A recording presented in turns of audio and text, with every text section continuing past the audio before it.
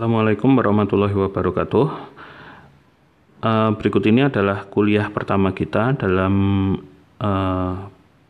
mata kuliah Fisika Dasar 2 yang akan kita mulai dengan pembahasan tentang materi temperatur, kalor, dan perubahan wujud zat.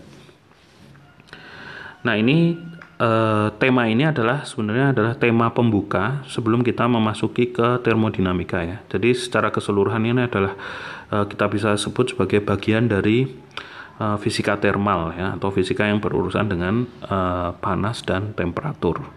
Baik, kita mulai saja. Nah, pertama kali kita akan membahas tentang temperatur itu sendiri. Nah, kita sudah cukup mengenal ya bahwasanya temperatur itu diukur menggunakan berbagai macam skala termometer ya. Jadi sebenarnya temperatur itu apa sih? Temperatur itu kan sebenarnya sebuah ukuran untuk panas ya. Jadi kalau semakin panas suatu objek, maka temperaturnya akan semakin tinggi. Ketika panasnya semakin berkurang dari suatu objek, maka temperaturnya juga akan semakin turun. Atau panas dingin gitu ya. Kalau dingin temperaturnya rendah, kalau panas temperaturnya tinggi gitu. Secara kasar kita bisa katakan begitu. Nah, kita tahu bahwasanya temperatur itu diukur menggunakan berbagai macam skala termometer ya. Jadi skala termometer itu kan macam-macam. Ada yang memakai Celcius.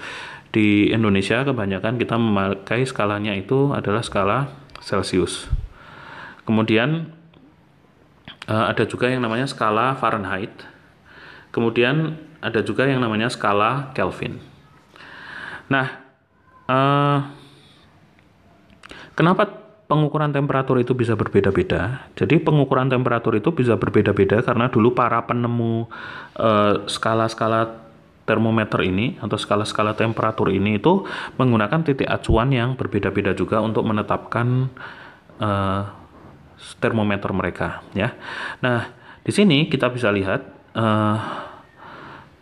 perbedaan pengambilan titik acuan 0 derajat itu mengakibatkan bedanya pengukuran skala termometer antara Celcius, Fahrenheit, dan Kelvin. Nah, kita bisa ambil contoh yang pertama. Sekarang kita bahas tentang skala temperatur Celcius dulu. Skala temperatur Celcius itu intinya adalah titik 0 derajat. Dia mengambil titik 0 derajat itu ada pada titik beku air. Dan titik 100 derajat itu pada titik didih air ya. Jadi ketika air itu membeku dia anggap itu sebagai 0, titik 0, dan ketika air itu mendidih dianggap sebagai titik 100. Itu adalah pengambilan skala temperatur Celcius. Kemudian bagaimana dengan skala temperatur Fahrenheit? Fahrenheit itu mengambil titik 0 derajat itu pada temperatur beku dari suatu larutan garam ya. Larutan brine itu adalah larutan garam. Larutan garamnya itu isinya adalah campuran antara air, es, dan amonium klorida. Dan di sini amonium klorida itu adalah garamnya itu. Nah, itu adalah titik acuan yang pertama. Dia ambil 0 derajatnya itu adalah di titik beku larutan garam atau larutan brine tadi. Kemudian acuan kedua, titik keduanya adalah dia mengambil angka yang dia kasih mungkin agak aneh gitu ya. Dia mengambilnya tidak di 100 derajat atau yang bulat-bulat gitu. Walaupun ini juga bulat juga, cuman tidak yang kelipatan 10 ya. Dia ambil angkanya di 96 derajat yang dia tetapkan sebagai temperatur rata pada tubuh manusia. Nah, ini temperatur ini diperoleh ya menggunakan pengukuran waktu zaman dulu ya, waktu zamannya Fahrenheit gitu ya. Jadi dia menganggap temperatur rata pada tubuh manusia itu adalah dianggap sebagai dia kasih angka 96, maka itu jadi titik acuan keduanya. Jadi antara 0 sampai 96 derajat tadi Fahrenheit. Kemudian yang terakhir adalah skala temperatur Kelvin yang mengambil nilai 0 itu pada saat atom-atom pada kristal tidak memiliki energi kinetik. Nah, nanti di pembahasan kita yang lebih lanjut kita akan memperoleh relasi bahwasanya panas yang bisa diukur nilainya oleh temperatur itu. Panas itu sebenarnya adalah manifestasi dari energi kinetik atom-atom atau molekul-molekul yang menyusun suatu zat ya. Ketika atom-atom atau molekul-molekul yang menyusun suatu zat itu memiliki energi kinetik yang besar, maka itu yang kita definisikan sebagai panas. Nah, ketika energi kinetiknya itu 0, maka kita anggap suatu zat itu memiliki temperatur Kelvin ya. Kelvin menganggap dia temperaturnya 0 karena ketika energi kinetiknya 0 itu dianggap tidak ada panas sama sekali ya. Jadi panas itu terkorelasi langsung terhadap energi kinetik dari atom-atom atau molekul-molekul penyusun suatu zat ya. Nah, nilai 0 ketika panas itu dianggap tidak ada atau energi kinetik pada atom-atom penyusun kristal itu 0, itu dianggap sebagai nilai 0 mutlak ya. Nah, karena dia sudah mengambil nilai 0 mutlak, dia tidak membutuhkan acuan berikutnya. Paling yang dia butuhkan adalah untuk menetapkan skala temperatur Kelvin itu adalah dia naiknya itu skalanya sesuai dengan skala apa ya. Nah, ternyata di situ untuk temperatur Kelvin sendiri itu perubahan skalanya, kenaikan skalanya itu dianggap sama dengan perubahan skala Celsius ya. Jadi kalau suatu zat itu naik 1 derajat Celcius, maka itu sama juga suatu zat itu temperaturnya naik 1 Kelvin gitu.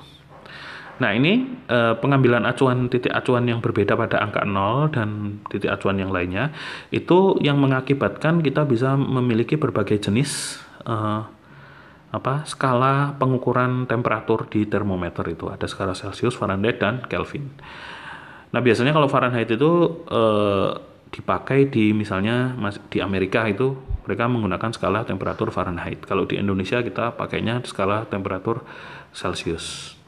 Nah, kalau di teori tentang fisika termal itu biasanya orang menggunakan standarnya itu adalah menggunakan Kelvin gitu. Nah, baik, berikutnya. Nah, sekarang kita akan mencari relasi antara skala temperatur Celsius, Fahrenheit, dan Kelvin. Jadi, ada relasi yang kita bisa turunkan antar ketiga skala temperatur ini. Jadi, kalau intinya sih bagaimana cara mengkonversi antara satu skala temperatur ke skala temperatur lainnya gitu ya. Dan di sini kita akan fokuskan di 3 jenis skala temperatur saja, yaitu Celsius, Fahrenheit, dan Kelvin. Baik, kita lihat di sini. Saya sudah ada 2 poin di sini. 2 poin ini yang akan kita jadikan titik acuan kita. Nah, yang kita akan jadikan titik acuan itu adalah skala Celsius ya. Di sini ada 0 derajat Celsius dan 100 derajat Celsius. Ada 0 derajat Celsius dan 100 derajat Celsius. Nah, di sini kalau kita lihat dari 0 ke 100 itu ada 100 skala Celsius ini ya, kita tuliskan seperti itu. Kemudian kalau Fahrenheit, nah 0 di sini 0 derajat Celsius itu sama dengan 32 derajat Fahrenheit dan sama dengan 273 Kelvin. Kemudian kalau 100 derajat Celsius itu sama dengan 212 derajat Fahrenheit sama dengan 373 Kelvin. Nah, untuk standarnya memang penulisan skala temperatur Kelvin itu tidak menggunakan derajat. Jadi kita cukup sebutkan berapa Kelvin gitu aja, nggak pakai kata derajat. Nah, sekarang kita lihat rentang antara 32 sampai 212 derajat Fahrenheit. Ini kita tahu di sini ada 180 skala Fahrenheit ya. Jadi 212 dikurangi 32. Kemudian untuk Kelvin di sini kita lihat karena tadi kita sudah bahas bahasanya Kelvin itu pengambilan perubahan derajatnya itu sama dengan Celsius, maka kita bisa lihat 373 Kelvin dikurangi 273 Kelvin itu ada 100 Kelvin. Nah, kalau kita mau tetapkan skala-skala ini, maka kita bisa melihat perbandingan skala antar mereka ya. Jadi kalau misalnya kita gambarkan di sini ada 3 buah skala gitu ya. Yang ini adalah 0 derajat Celsius, di sini 100 derajat Celsius. Nah, ternyata itu sama dengan kalau kita di Fahrenheit, yang di sini adalah 32 derajat Fahrenheit. Kemudian di sini ada 212 derajat Fahrenheit. Nah, kalau Kelvin itu adalah di sini ada 273 Kelvin. Kemudian di sini adalah 373 Kelvin. Nah, kita bisa lihat di sini mereka itu sebenarnya mengukur rentang yang sama ya, mengukur rentang titik beku air dan titik didih air. Tapi karena skala yang digunakan berbeda-beda, maka mereka akan menunjukkan angka yang berbeda-beda pula. Nah sekarang coba kalau kita cek di sini ada skalanya berapa. Skalanya kita gambar gitu sampai yang paling atas. Ternyata di sini ada tadi kita udah punya tahu ini 100 skala. 100 skala Celcius. Yang di sini juga kita ukur skalanya, jumlah garisnya ini, skala kecil-kecilnya itu ada berapa. Ini berarti kita punya ini 180 skala Fahrenheit. Kemudian yang Kelvin juga diukur sampai ke atas.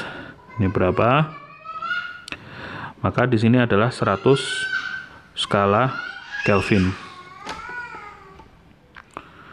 Nah, berikutnya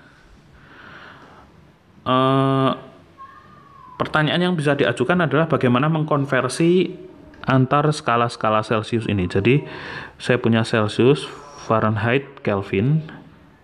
Itu gimana kita akan mengkonversi antar skala-skala ini ya. Nah, sekarang contoh bagaimana kita akan mengkonversinya. Misalkan saya punya pertanyaan nih. Kalau saya punya X derajat Celcius itu sama dengan berapa derajat Fahrenheit sih? Nah, kan pertanyaannya gitu. Nah, misalkan di sini kita ambil X-nya itu ada di sini. Nah, X yang ada di sini itu di sini sama dengan Y. Tuh ya. Nah, pertanyaannya kan berarti kalau di sini X maka di sini sama dengan Y.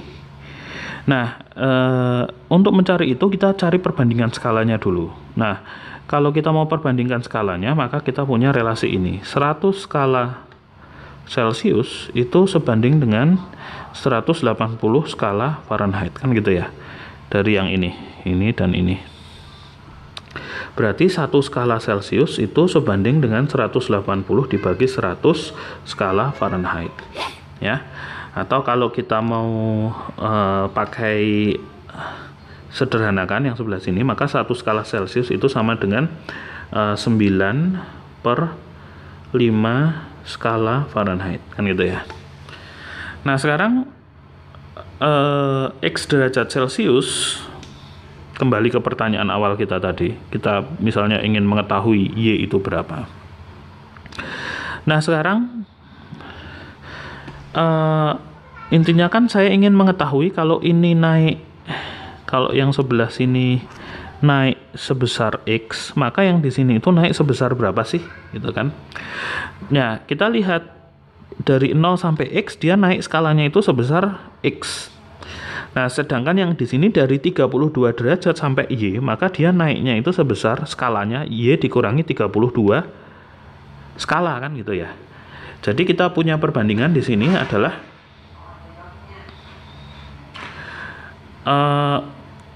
kalau X-nya itu naik 1 skala,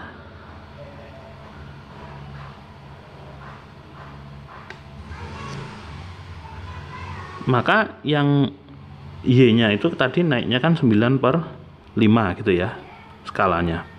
Berarti padahal total skalanya sendiri itu ada berapa? Di sini ada 32. Nah, kalau kita mau tuliskan jadinya gini, saya punya di sini X skala Celcius, maka di sini akan sama dengan 95 dikali X, ya kan? 95 dikali X. Ya, kalau misalnya ini dari X skala Celcius, maka ini sama dengan 95 dikali X skala Fahrenheit, kan gitu ya. Maka di sini 95 kali X skala Fahrenheit. Saya hanya tuliskan lagi. Tapi 9/5 X skala Fahrenheit itu kan tadi diukur dari 32 yang tadi ini ya. Diukur dari 32. Maka saya akan punya di sini, kalau saya punya X derajat Celcius, ini sama dengan 9/5 X plus 32. Nah, gitu ya. Derajat Fahrenheit. Nah, ini adalah faktor konversi kita kayak gini untuk yang Fahrenheit. Kemudian kalau dibalik kayak gimana? Misalnya saya punya Y derajat Fahrenheit gitu ya. Kalau saya punya Y derajat Fahrenheit,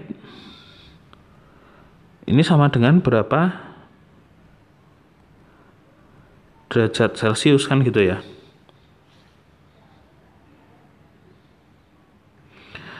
Nah, sekarang sama kita balik bahwasanya dari relasi yang di sini tadi saya punya bahwa satu skala Fahrenheit, kita pakai warna hitam aja untuk membedakan. Satu skala Fahrenheit itu sama dengan 100 dibagi 180 skala Celcius, ya kan? Yang artinya satu skala Fahrenheit ini sama dengan 5/9 skala Celcius gitu ya. Jadi kalau saya punya Y skala Y derajat Fahrenheit, nah Y-nya itu tadi naik dari Y-nya itu ada berapa skala sih untuk di Fahrenheit? Maka untuk mengetahui skalanya tadi kita udah hitung, yaitu yang ini ya. Nah, jadi kalau saya punya Y derajat Fahrenheit itu sebenarnya jumlahan skalanya berapa? Maka jumlahan skalanya itu adalah Y dikurangi 32 skala Fahrenheit kan gitu ya. Oke. Kalau di situ skalanya itu adalah Y dikurangi 32 skala Fahrenheit, maka kenaikan X-nya itu adalah kita pakai ini. Berarti 5/9 dikali Y dikurangi 32 skala Celcius. Nah, kalau kita mau ubah menjadi derajat Celcius gimana? Kalau kita mau ubah jadi derajat Celcius kan berarti tinggal ini tadi kan kenaikan kalau saya punya Y derajat Fahrenheit, maka kenaikan skala di skala Fahrenheit-nya mulai dari 32.32 adalah Y minus 32 skala Fahrenheit. Kalau kenaikan Y minus 32 skala Fahrenheit itu sama dengan kenaikan 5/9 kali Y min 32 skala Celcius dari 0 derajat Celcius. Sehingga kalau saya punya Y derajat Fahrenheit, maka Celciusnya itu kita ukur sebagai 5/9 kali Y dikurangi 32 derajat Celcius. Karena ini langsung diukur dari angka 0 derajat Celcius. Nah, itu adalah cara mengubah ini kesimpulannya. Derajat Celcius ke Fahrenheit dan Fahrenheit ke Celcius ya. Oke, ini kesimpulan kita. Nah, kemudian gimana kalau Celcius ke Kelvin? Celcius ke Kelvin itu tinggal ditambah 100. Jadi saya punya misalnya saya punya di sini karena perbandingan skalanya sama ya. Perbandingan skalanya itu di sini saya punya 100 skala Celcius sama dengan 100 skala Kelvin. Bedanya kalau ini diukur dari 0, ini dari 273. Artinya kalau saya punya 0 derajat Celcius sama dengan 273 Kelvin. Kalau saya punya 2 derajat Celcius gimana? Ya tinggal ini ditambah 2 karena kenaikan skalanya sama, berarti 275 Kelvin gitu ya. Jadi intinya kalau skala Celcius, nah ini tempatnya udah penuh, ini ada tempat lagi nggak ada. Jadi kalau untuk skala Celcius ke Kelvin itu tinggal, kalau misalnya saya punya X derajat Celcius, maka ini sama dengan 273 plus X Kelvin. Nah, tuh. Kalau sebaliknya gimana ya? Tinggal dibalik aja relasinya, karena udah sama, gitu ya. Nah, oke, berikutnya kita akan bahas, kita udah bahas bagaimana kita bisa mengubah dari satu temperatur ke temperatur lainnya. Intinya adalah menggunakan skala tadi ya, kita cek skalanya berapa. Nah, berikutnya kita akan mulai mempelajari tentang kalor, ya, kalor itu sendiri. Nah, kita bisa lihat di sini kalor itu sama dengan energi. Kalor itu adalah panas ya. Kalor itu sama dengan panas. Panas itu sama dengan energi. Ini dikenal dengan nama sebagai hukum Joule. Nah, di sini itu sudah terdapat semacam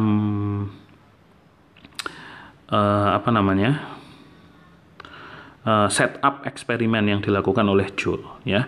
Kurang lebihnya kayak gini. Jadi di sini ada sebuah massa yang digantungkan pada tali dari katrol gitu ya. Massa ini punya energi potensial karena dia digantungkan setinggi H gitu misalnya. Jadi dia ada energi potensial sama dengan, misalnya energi potensial kita kasih nama U, itu mgh. Nah, bagaimana energi potensial ini kan ketika dia turun, energi potensialnya berkurang dan berubah menjadi energi kinetik gitu ya.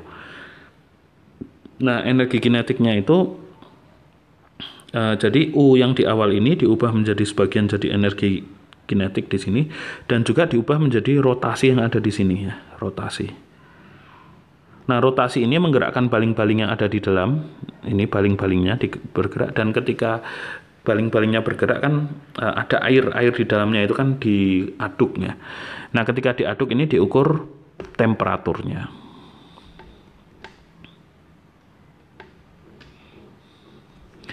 Nah, dari situ Joule itu dari eksperimen ini berpendapat bahwasanya terdapat perubahan energi di sini.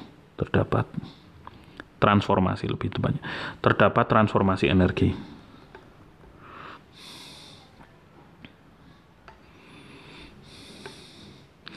Yang pertama itu adalah dari energi potensial dari si massa M ini tadi.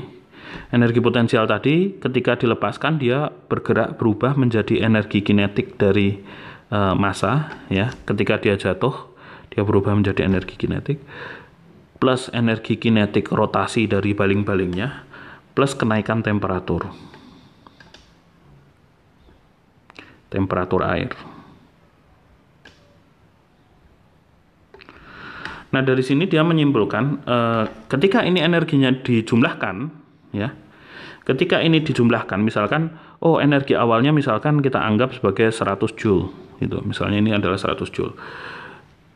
Ternyata di sini ketika dijumlahkan energi kinetiknya yang di sini misalkan hanya kita anggap misalnya ini ada 75 joule, dan di sini ya energi kinetiknya ini 75 joule, kinetik mekanik dari si masanya tadi, dan kinetik rotasi dari si baling-baling ini tadi ternyata misalnya cuman 20 joule. Nah, menurut hukum prinsip konservasi energi, hal ini kan nggak bisa terjadi karena ada energi yang hilang ya. Jadi totalnya baru 95 di sisi kanan. Berarti yang 5 joule itu adalah yang mengakibatkan kenaikan dari temperatur air ya.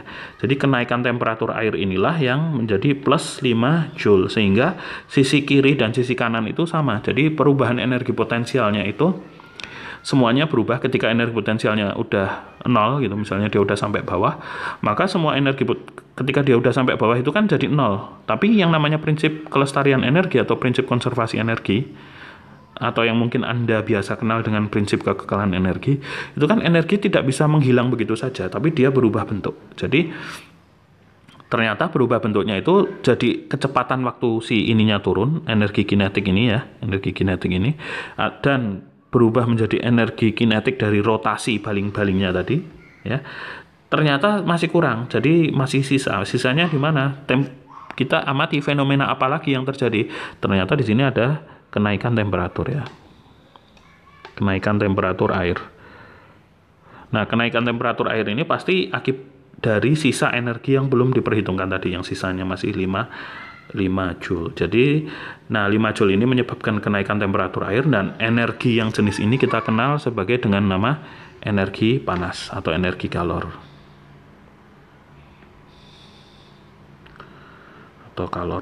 Nah, dari sini Joule itu menyimpulkan bahwasanya panas itu adalah bentuk lain dari energi.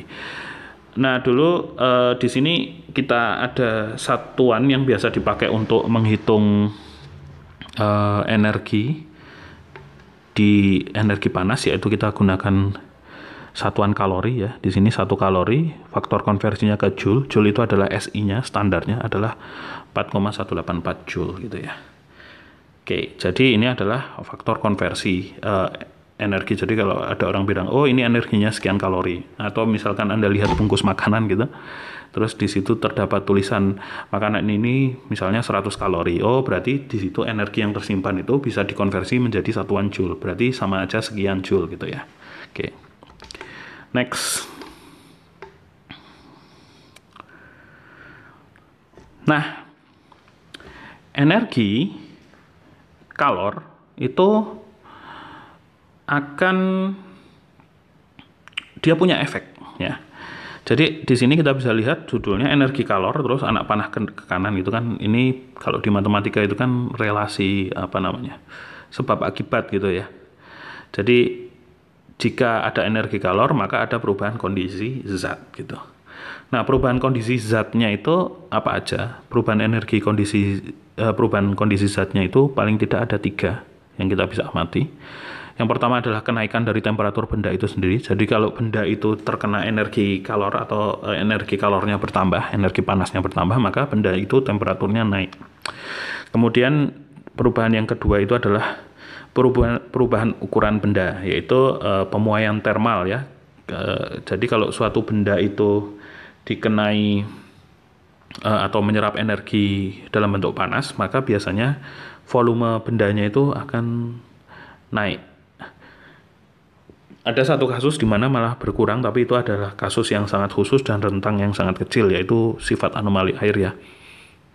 Dari ketika energi panas dipasok ketika air itu dalam temperatur 0 derajat Celcius sampai dia naik ke 4 derajat Celcius itu malah volumenya berkurang, bukannya semakin bertambah.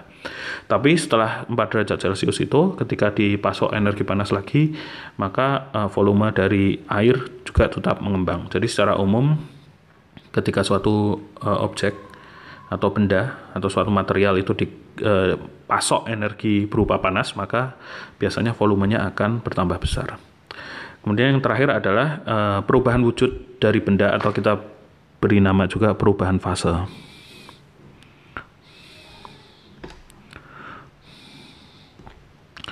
Nah, perubahan fase benda ini seperti misalnya dari benda berubah dari fase padat menuju fase cair, atau dari fase cair menuju fase gas, atau langsung dari padat menuju fase gas, ataupun dari fase gas menuju fase cair. Jadi itu maksudnya ya, perubahan wujud benda atau perubahan fase dari benda tersebut, perubahan fase benda.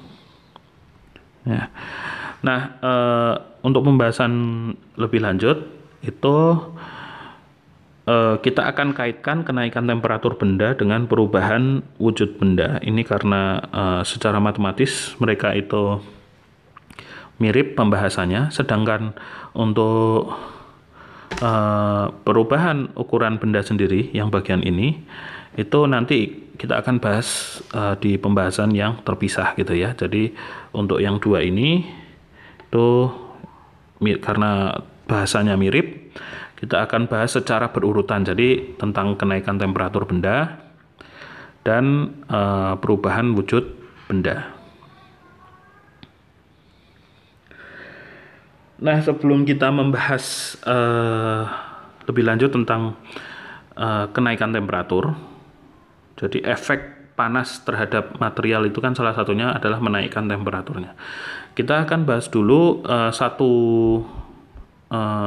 besaran fisika yang menggambarkan bagaimana proses kenaikan temperatur tersebut oleh akibat dari suatu panas. Nah, di sini besaran fisikanya itu kita namakan sebagai kapasitas panas ya. Nah, kita lihat dari definisi kapasitas panas dulu. Apa itu kapasitas panas? Kapasitas panas itu adalah jumlah panas yang dibutuhkan untuk menaikkan temperatur suatu zat tertentu sebesar 1 derajat Celcius atau 1 Kelvin ya. Jadi jumlah panas yang dibutuhkan untuk menaikkan temperatur benda sebesar 1 derajat Celcius atau 1 Kelvin. Rumusan matematisnya dari kapasitas panas yang simbolnya adalah huruf C besar itu adalah Q dibagi dengan delta T, atau kadang ada orang juga yang menuliskan seperti ini, C sama dengan delta Q dibagi dengan delta T. Nah, dengan delta itu maksudnya panas yang masuk ya, panas yang masuk atau perubahan panas dari suatu objek. Jadi 2 simbol ini biasa digunakan juga. Nah, kita lihat di sini Q itu adalah panas, T itu adalah temperatur. Nah, sedangkan panas sendiri itu bisa dinyatakan dalam satuan joule, bisa juga dalam kalori seperti yang sudah kita bahas tadi. Sedangkan temperatur bisa dinyatakan dalam bentuk derajat Celcius ataupun dalam satuan Kelvin, bukan dalam bentuk ya, dalam satuan. Jadi nanti Anda mungkin akan melihat kombinasi dari satuan-satuan ini ya, bisa joule per Kelvin, bisa joule per derajat Celcius, atau bisa kalori per derajat Celcius, atau bisa kalori per Kelvin. Jadi itu adalah kombinasi yang mungkin dari satuan kapasitas panas. Nanti ketika di dalam soal Anda cukup melihat konteksnya seperti apa, apakah perlu diubah ke satuan SI atau tidak, tergantung jawaban yang diminta itu seperti apa. Itu ya. Nah, kemudian kapasitas panas sendiri, kita bahas poin yang kedua, nilai C bergantung pada jumlah zat. Jadi sifat dari kapasitas panas itu adalah dia itu bergantung pada banyaknya jumlah zat. Semakin banyak zatnya itu maka kapasitas panasnya akan semakin tinggi. Itu sangat masuk akal kalau kita lihat dari definisi ya. Definisi dari kapasitas panas tadi adalah jumlah panas yang dibutuhkan untuk menaikkan temperatur suatu zat tertentu sebesar 1 derajat Celcius atau 1 Kelvin. Lah, kalau zatnya itu masanya atau jumlahnya sangat banyak, maka dia akan membutuhkan lebih banyak panas untuk menaikkan temperaturnya sebesar 1 derajat Celcius. Nah, misalkan Anda memanaskan air di dalam panci gitu kan. Memanaskan air di dalam panci yang mungkin isinya hanya 300 gram air gitu. Dibandingkan dengan Anda berusaha memanaskan satu kolam renang gitu. Yang satu kolam renang gitu kan. Satu kolam renang. Nah, ini adalah panci, yang satunya kolam renang gitu ya. Ini panci, air gitu. Yang satunya kolam renang. Isinya sama-sama H2O. Ya. H2O. Zatnya adalah air. Nah, sekarang kapasitasnya besar mana? Yang panci, yang air dalam panci atau air dalam kolam renang? Tentu saja sangat jelas bahwasanya kapasitas panasnya akan lebih besar dari yang di kolam renang ya. Jadi C misalnya ini adalah kapasitas panas A, ini adalah kapasitas panas B, maka kita bisa lihat kapasitas panas B itu jauh lebih besar daripada kapasitas panas A. Kenapa? Karena jumlah air yang di dalam kolam renang itu jauh lebih banyak, sehingga panas yang dibutuhkan untuk menaikkan temperaturnya sebesar 1 derajat Celcius. Nah, jadi misalnya untuk memanaskan, saya mau naikkan ini misalnya tadinya sama-sama 20 derajat Celcius. Misalnya ini sama-sama 20 derajat Celcius. Kemudian saya mau naikkan jadi 21 derajat Celcius ya. Ini saya naikkan menjadi 21 derajat Celcius. Kalau ini dipanasin di kompor, pakai kompor itu cepat ya kan. Untuk naik 1 derajat Celcius aja cepat. Ya, dengan kompor ini misalnya memasuk jumlah Ki yang sama, misalnya Ki pasokan, Ki P gitu, Ki pasokan.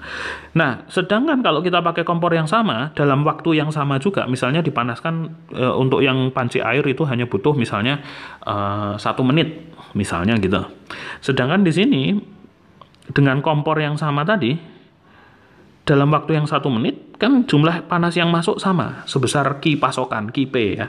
Tapi kan temperaturnya belum naik 1 derajat Celcius. Di sini jauh membutuhkan energi panas yang jauh lebih besar untuk bisa menaikkan temperaturnya menjadi 1 derajat Celcius. Nah, itu maksudnya yang kita maksudkan tadi bahwasanya kapasitas panas itu sangat bergantung pada jumlah zatnya. Semakin besar jumlah zatnya, maka kapasitas panas dari zat dari objek itu ya, jadi objeknya bisa besar, bisa kecil, bisa sama misalnya. Bisa sama-sama air, bisa yang satunya cuma seliter, satunya 5.000 liter gitu kan. Nah, itu sama-sama si objek tadi, walaupun objeknya sama, tapi karena jumlah zatnya berbeda, maka kapasitas panasnya juga akan berbeda. Nah, berikutnya kita akan bahas panas jenis atau kalor jenis ya. Nah, sekarang kalau tadi simbolnya huruf C besar, yang ini adalah simbolnya adalah huruf C kecil. Nah, sekarang definisinya apa? Kita bahas yang poin pertama. Panas jenis merupakan kapasitas panas untuk tiap satuan massa. Ya. Jadi C besar dibagi M, rumusnya ya. Kapasitas panas yang sudah kita bahas tadi, barusan ini kapasitas panas, dibagi dengan massa dari zatnya. Ya. Jadi kapasitas panas dibagi dengan zatnya. Ya kan? Nah, efeknya apa? Kalau kita definisikan suatu besaran yang namanya panas jenis sebagai kapasitas panas dibagi dengan massa, efeknya adalah panas jenis itu menjadi suatu besaran yang tidak bergantung